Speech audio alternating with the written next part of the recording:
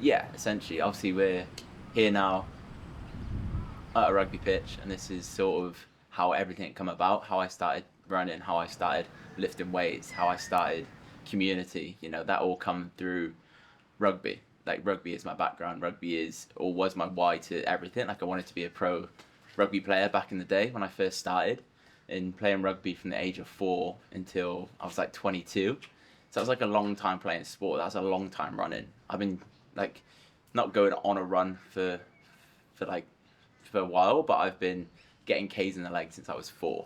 When you think about it. When did you decide that you're going to stop playing rugby and focus more just on like strength in gym and? Yeah. I know you didn't know HYROX wasn't. HYROX wasn't a thing when I left. Then HYROX. No, when I left rugby, so it was like rugby was, my maths isn't very good, from 4 till 22. You know, 4 till 22, that was me playing rugby. That's all I really knew. And then from there, probably from like 20 to 22, I started training a little bit more, taking that a little bit more seriously. And after rugby, was like taking CrossFit, like doing CrossFit a little bit more with like lockdown and stuff happening, started to, train more for CrossFit. Built a base of strength up in that domain. And then my last game of rugby, tore my labrum in my shoulder, which had to kind of like, not stop my career, but I was like, I don't actually want to do this anymore. I don't want to keep getting injured. I want to be in control of my body. And then obviously that led me to just like change up how I train, started running a little bit more.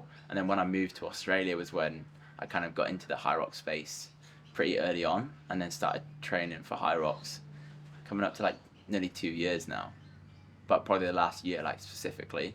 But people look at me now and probably think, oh, like, this guy's got a huge base, he's good at HYROX, like, he can run, he can lift, he can do all this stuff, he's hybrid. Whereas that's only come because I've built this base over years and years of training. So you don't want to look for the quick fix.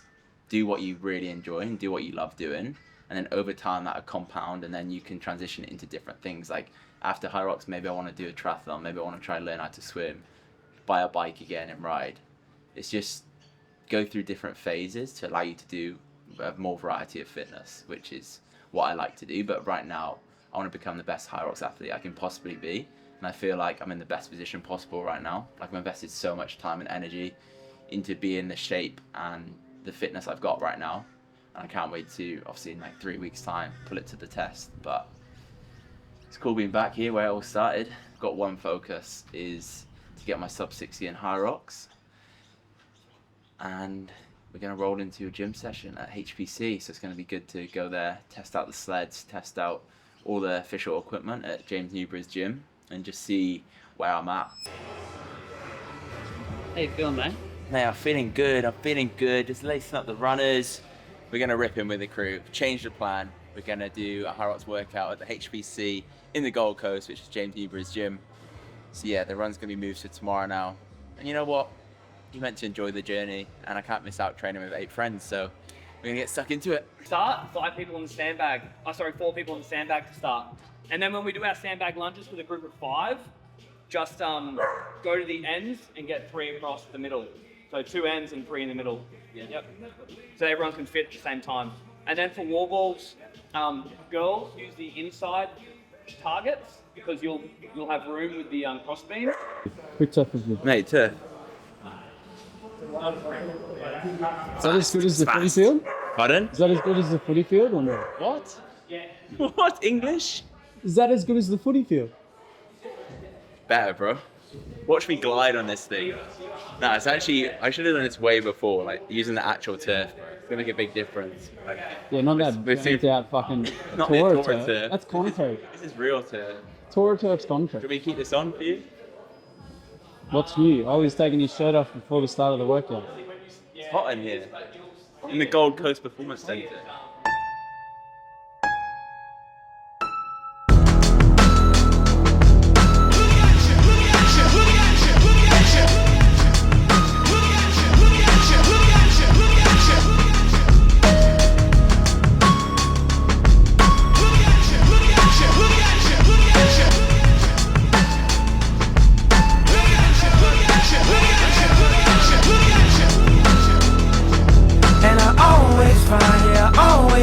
Something wrong.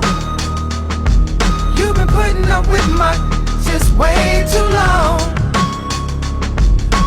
gifted at finding what I don't like the most. So I think it's time for us to have a toast. Let's have a toast for the douchebags. Let's have a toast for the. Let's have a toast for the scumbags. Every one of them that I know. Let's have a toast for the jerk-offs. Gotta never take work off. Baby, I got a plan. Run away fast as you can. Find pictures in my email. I sent this girl a picture of my hey. I don't know what it is with females, but I'm not too good at that. See, I can have me a good girl and still be addicted to them hood rats. And I just blame everything on you. At least you know that's what I'm good at. And I always find, yeah, I always find something wrong. You've been putting up with my dish just way too long. I'm so gifted at finding what I don't like the most. So I think it's time for us to have a toast. Let's have a toast for the douchebags. Let's have a toast for the. But it's kind of nice, you know. That's the session. Yeah. Nothing else. It gets a bit sticky sometimes, which is how like it does on the race, right? Yeah. And then you get some points where it's just like. You have to fight it. Yeah. Yeah. And that's like race day. I think that's what people fight on race day. That it's like in their mind, their heart rate's already 90%, and they're fighting slow, fast on the track. Whereas if you know that that's coming, you can handle it much better. Whereas it breaks everybody else. Everyone's like, there's something wrong. Yeah. I need to let someone know about it. I'm going to go waste 90 seconds talking about it. Yeah, it's just some, like for instance, like pushing down there is easy compared to like here. Yeah. And that's race day as well. That is session done. As I said at the start, I was meant to hit my 5 times 7 minute efforts, but ended up jumping in with the crew. We had a decent crew in the end. There was like 10 of us. Yeah, about 10 of us. Oh god, the dog's pooing. The dog's just pooed. I'm not looking. Bro. Oh god. Bro, that's everywhere. That's everywhere. That's not good. I'm not But sure. we're not getting that then. But yeah, didn't do the threshold run, do that tomorrow, but ripped into the session. It was a 50-minute EMOM. It was split between run, sled, wall balls. Yeah, run, sled and wall balls. So it's a 200-meter run, minute 1. Minute 2 was a 20-meter sled push. Minute 3 was a 200-meter run. Minute 4 was 25 wall balls at 12 kg. And then 5th minute was rest. 10 rounds of that, it got fucking tough, it was hard. I was trying to keep up with the boys. Yeah, we had the crew, James, Nick, Luke, all ripping in. Good sesh, but I'm gonna just practice some sleds now because while I'm here, you got the proper turf, you got all the equipment that I need to use for obviously HYROX. So while I'm here, gonna rip in, just get used to the sleds, farmers carry lunges, just get a feel for everything, and I'll probably come back like 2 or 3 times before race day. To be honest, I wish I could be here sooner just because you get the feeling for like the actual what it feels like on race day, because that feels different to like being at a tour. So if you've got access to the actual equipment, make sure you use it. That's going to be a blessing for you if you're doing a HYROX soon. But I think it's been a big session to end in the week. What else is there to debrief on? Nothing much. My body's feeling good. I'm locked in. Probably the lightest I've been going into a HYROX, the fittest I've been. All it is now is fine-tuning the body and getting mentally prepared because sub 60 is definitely within reach. But for now, bit of sled work and then a feed because I'm hungry.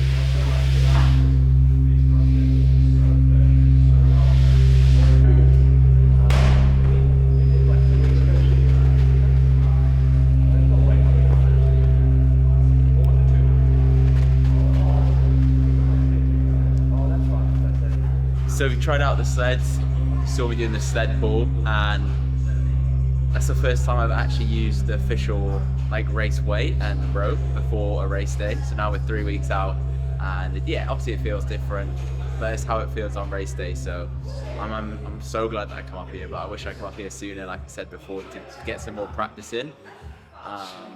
But in regards to like the HYROX training and everything, obviously now we're 3 weeks out, I'm kind of coming to the end of the prep, and you guys have seen like, I've put my heart and soul into everything this prep, like my nutrition, training, how I've approached sort of like my whole like life the last few weeks. Everything has gone into getting a sub 60, and I just can't wait to obviously finish in the next like 2-3 weeks and just finish strong and go to Melbourne and get that sub 60, which is definitely happening. I feel the best I've ever felt. So yeah, it's 3 weeks to go. We've got a big 3 weeks, to be honest. We're going next week is like obviously another week of training, then we're going down to Sydney for a YouTube, which is going to be probably one of my favorite ones yet.